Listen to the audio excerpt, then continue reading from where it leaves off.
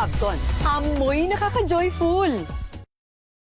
I am Rexeline Ann Cabaltero Reyes. I am a practicing health professional here in Ontario, Canada. Let's go to MX3. Paano siya nakatulong? When I tried MX3, aba!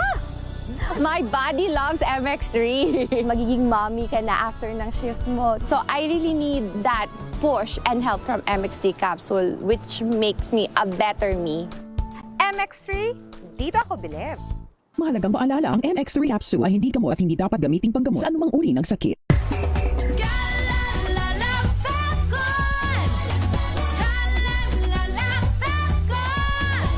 Ang bango ng sampayan, tara na magsayawan! Kalasabton, amoy nakaka-joyful.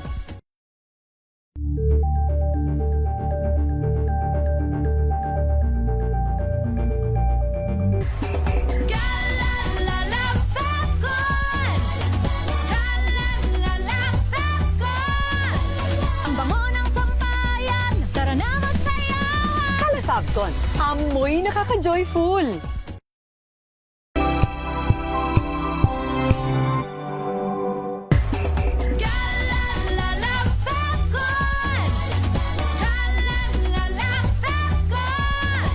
Ang bango ng sampayan, tara na magsayawan! Kalasabton, amoy nakaka-joyful.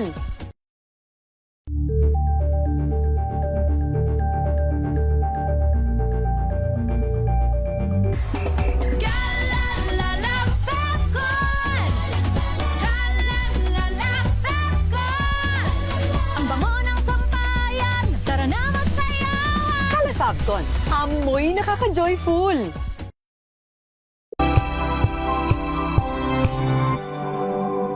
Ito ay bunsod ng naitalang 17 individual na ang kanilang naaresto. Ng Metro Manila Development Authority o MMDA ang No Contact Apprehension Policy o NCAP sa Metro Manila. Sa ang ilang mga dokumento ay peke. Hindi rin legal ang employment na ipinangako sa kanila. Sa mata ng batas, mananagot ang sangkot at may sala. Dahil sa bawat paglabag, may karampatang parusa. Alamin ang mga pananagutan sa likod ng mga bawal. Dito sa Hoy! Bawal Yan! Tuwing Sabado, alas 11:30 ng umaga. Dito lang sa DZRH TV.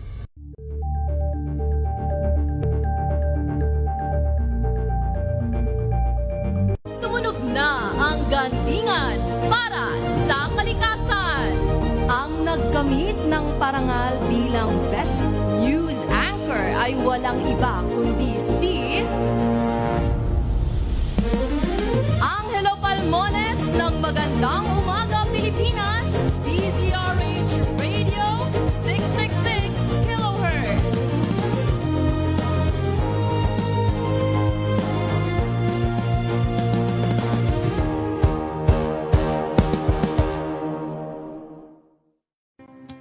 Samahan niyo po ako hanggang 7:30 ng gabi.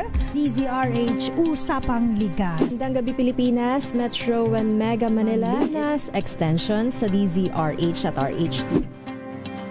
Naray Simayan At Kisses Hubson. para sa DZRH, una sa Pilipinas. Una sa Pilipino.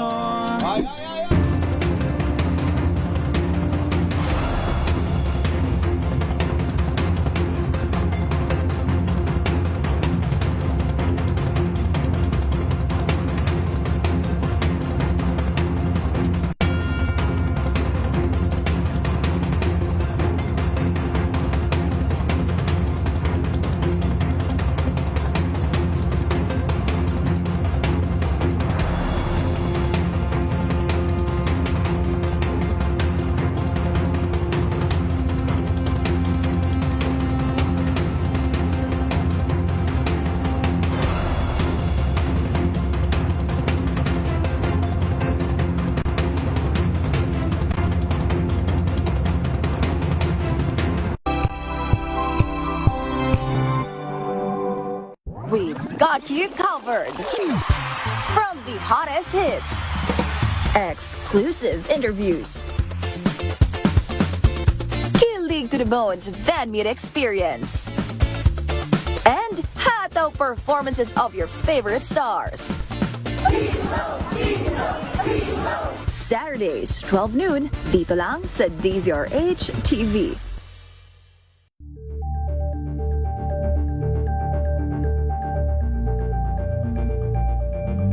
Curious ka ba sa maraming bagay? Kami na ang bahala dyan. Aalamin, tutuklasin at bibigyang linaw namin ang mga katanungang bumabagabag sa inyong isipan.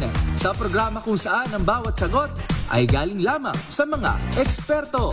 Ang Expert's Opinion, tuwing linggo 3:00 ng hapon, dito lang sa DZRH TV.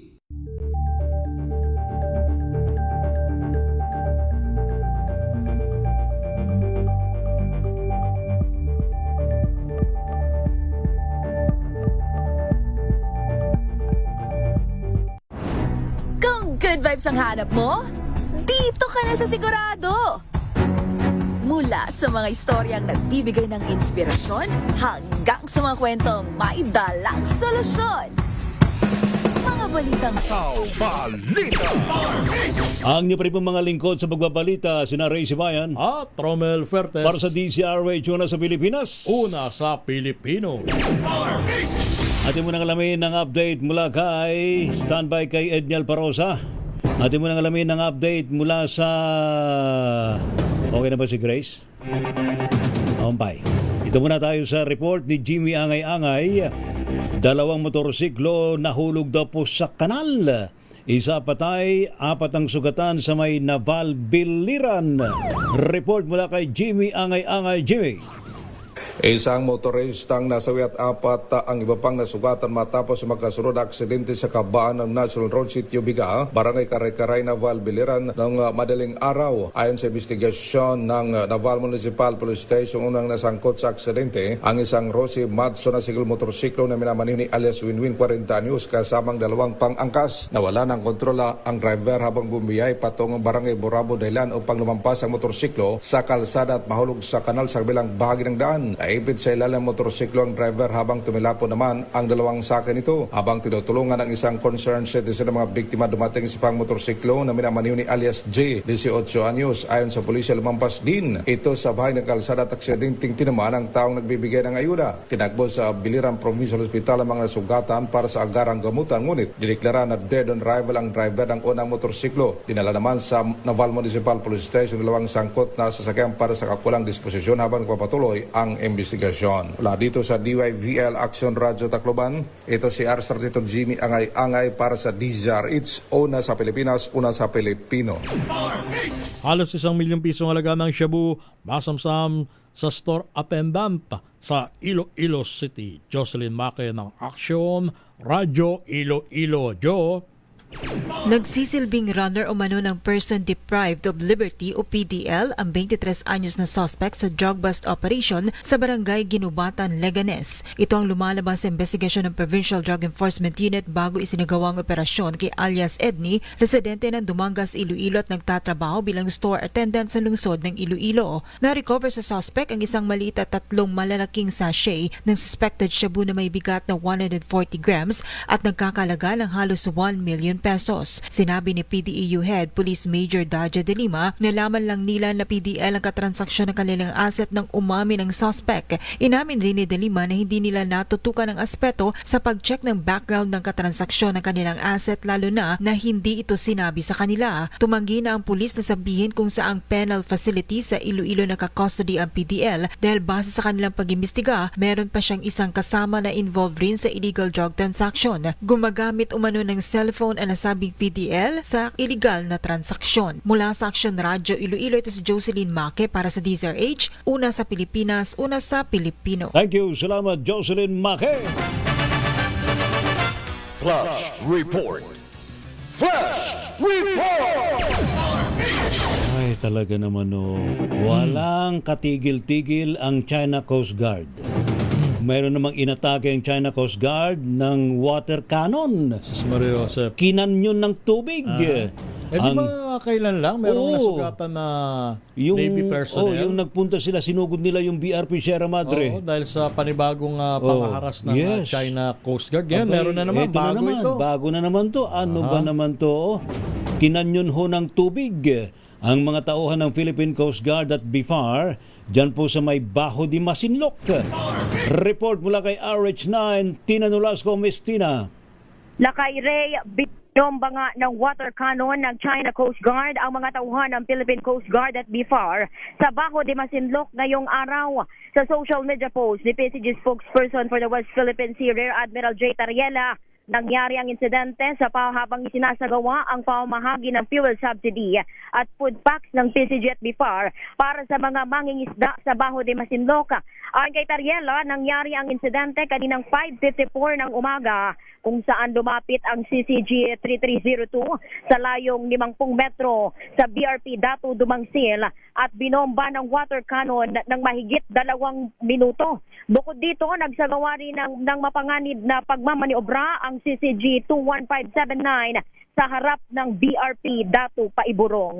Ito si RH9 Tina Nolasco para sa DZRH, una sa Pilipinas, una sa Pilipino.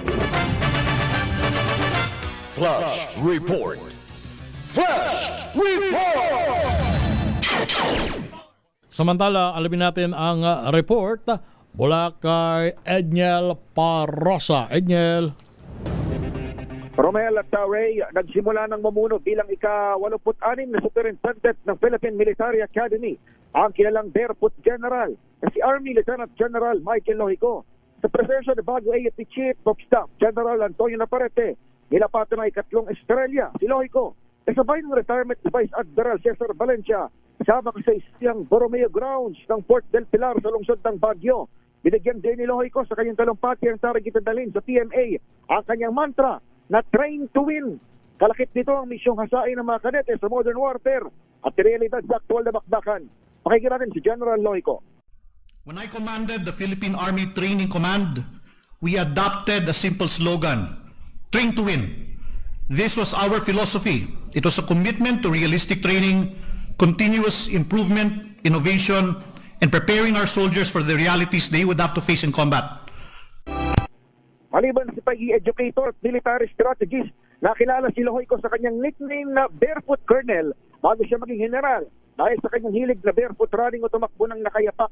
Taong 2021, nag-viral din ang sagot ni Lohico sa nooy hindi pa senador na si Robin Padilla nang hamunin ng aktor ang mga kritiko ng China na magsilbing milisya sa West Philippine Sea.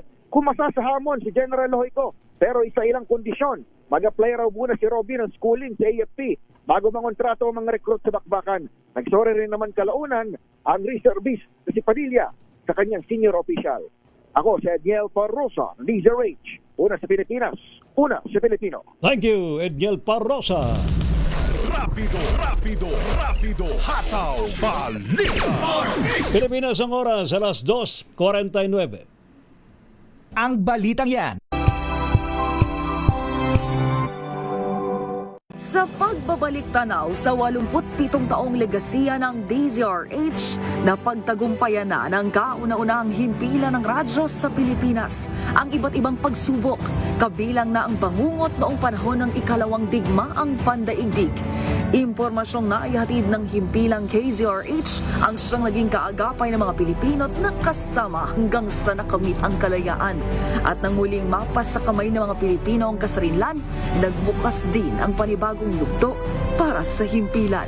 Mula sa KZRH na kalaunay naging DZRH, ang mga balita at impormasyon ang nagsilbing gabay ng mga Pilipino.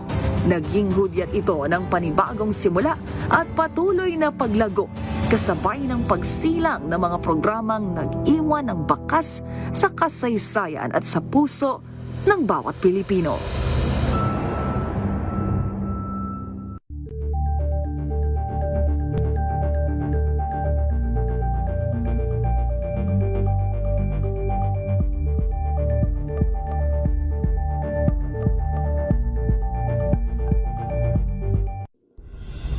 Tuloy-tuloy ang pagtulong, tuloy-tuloy ang pagseserbisyo at tuloy-tuloy ang balitaan kasama si May Binauhan sa Operation Tulong mula Lunes hanggang Biyernes.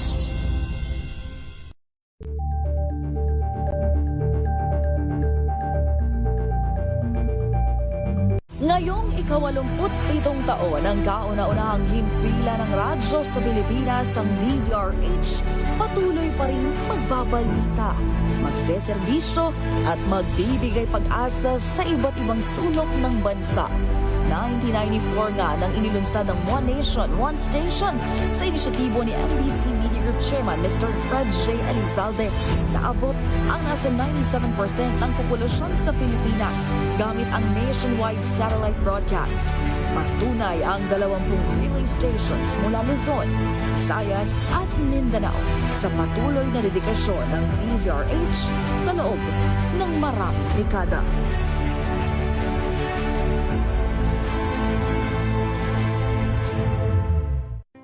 Angel po si Angelo Palmona sa giiwan sa inyo na isang magandang umaga. Maraming salamat. Life goes on! Good morning, Lakay! Good morning, Sister Ann. At good morning! Magandang mainit na umaga. Angel po si Angelo Palmona sa giiwan sa inyo na isang magandang umaga. Maraming Sa salamat. Pilipinas, una sa Pilipino. If I get impeached, then that is my end. Tumutok sa pinaka-importanteng paglilitis ng impeachment court ngayong taon. The impeachment trial of Vice President Sara Duterte. At DZRH Special Coverage.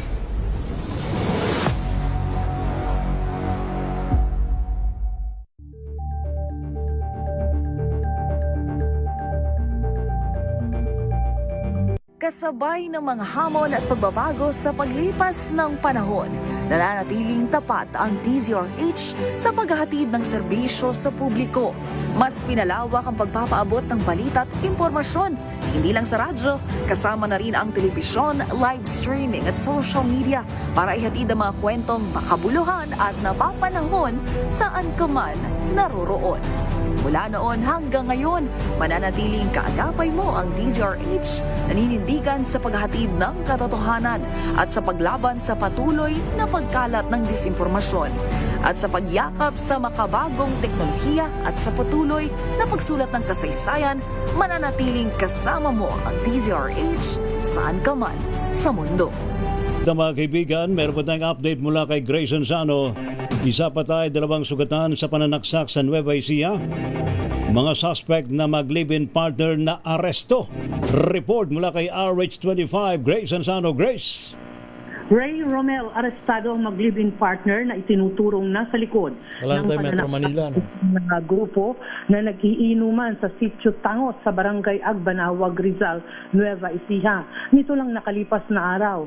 Batay sa report ng Chief of Police ng Rizal Police Station na si Police Major Adrian Jamson, kay Nueva Ecija Provincial Director Colonel Richie Claraval, kinilala ang mga biktimang sina Junjun Caceria na agad binawian ng buhay habang patuloy pa rin ginagamot sa pagamutan ang dalawa nitong kasamahan na sina Roy De La Cruz at Faylan Dres, pawang mga residente ng Barangay Agbanawag ng naturang bayan.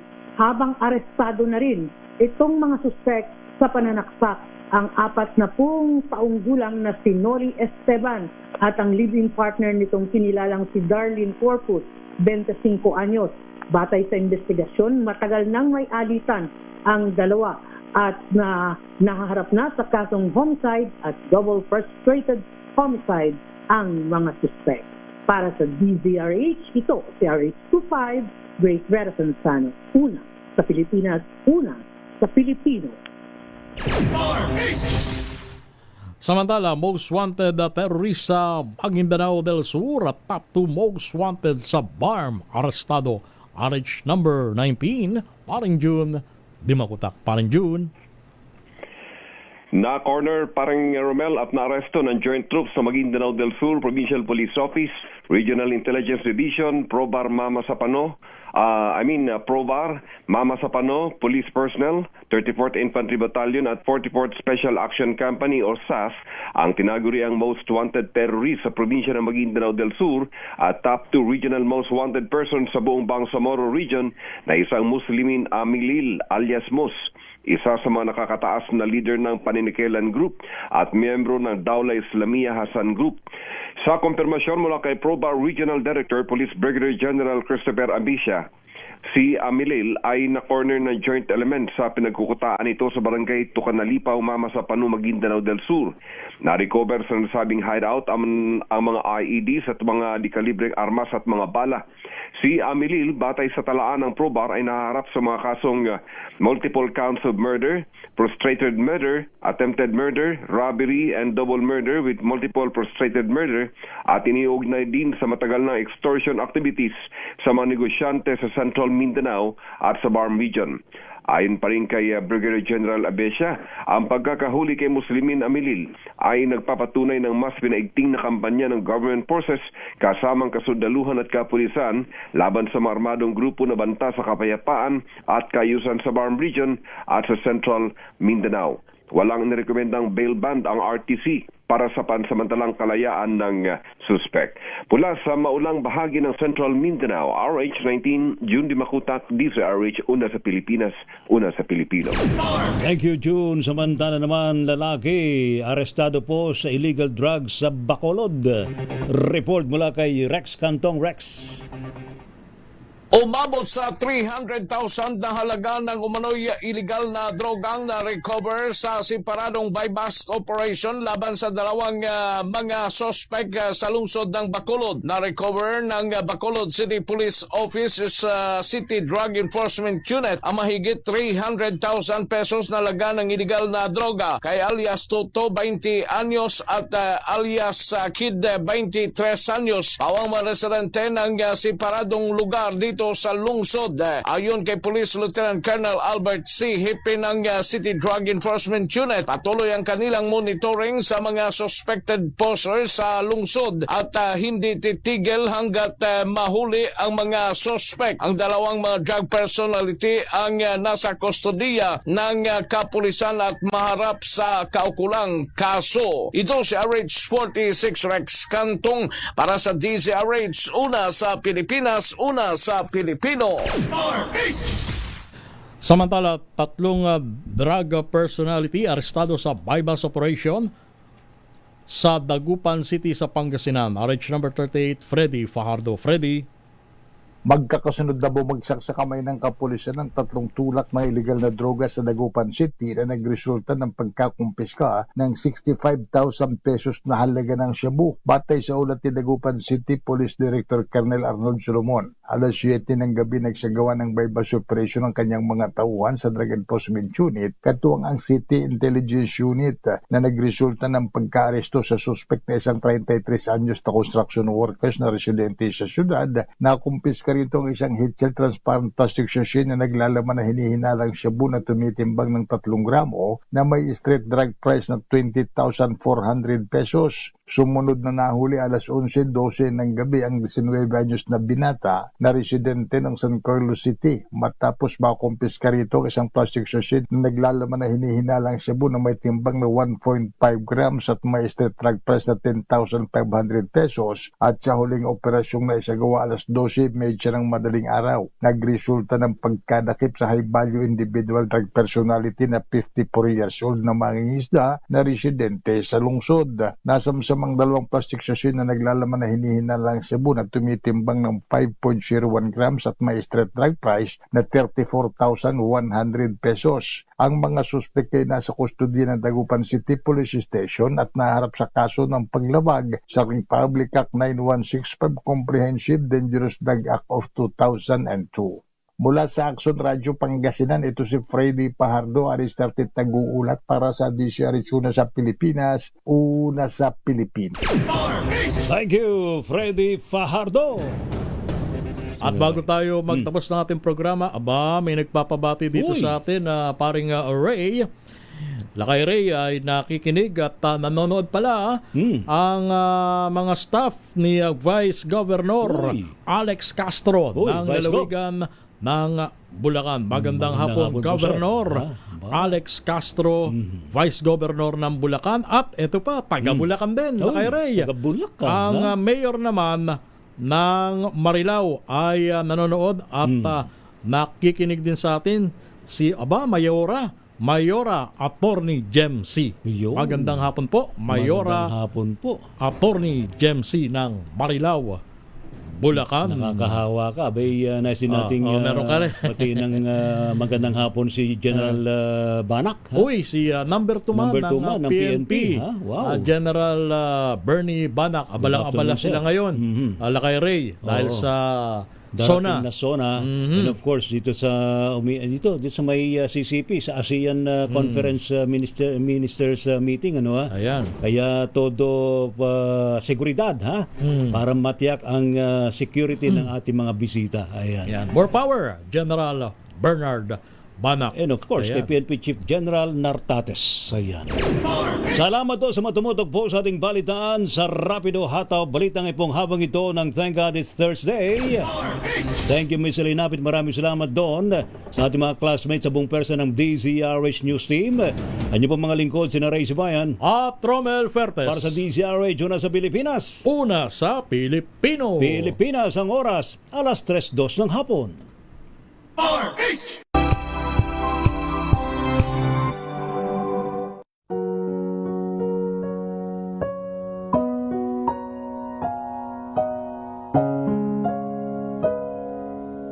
Pumanaw ka, Jesus. Subalit ang bukal ng buhay ay bumalong para sa mga kaluluwa at sa karagatan ng awa ay bumugso para sa sanlibutan. O bukal ng buhay, walang hanggang awa ng Diyos. Yakapin mo ang sangkatauhan at ibuhos mong ganap ang iyong sarili para sa aming lahat. O banal na dugo at tubig na dumaloy mula sa puso ni Jesus bilang bukal ng awa para sa aming lahat.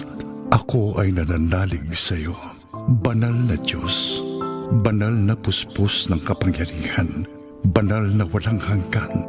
Maawa po kayo sa amin at sa buong mundo. Banal na Diyos, banal na puspos ng kapangyarihan, banal na walang hanggan. Maawa po kayo sa amin at sa buong mundo. Banal na Diyos, banal na puspos ng kapangyarihan, banal na walang hanggan. Maawa po kayo sa amin at sa buong mundo. Amen. O Jesus, Hari ng awa, kami ay nananalig sa iyo.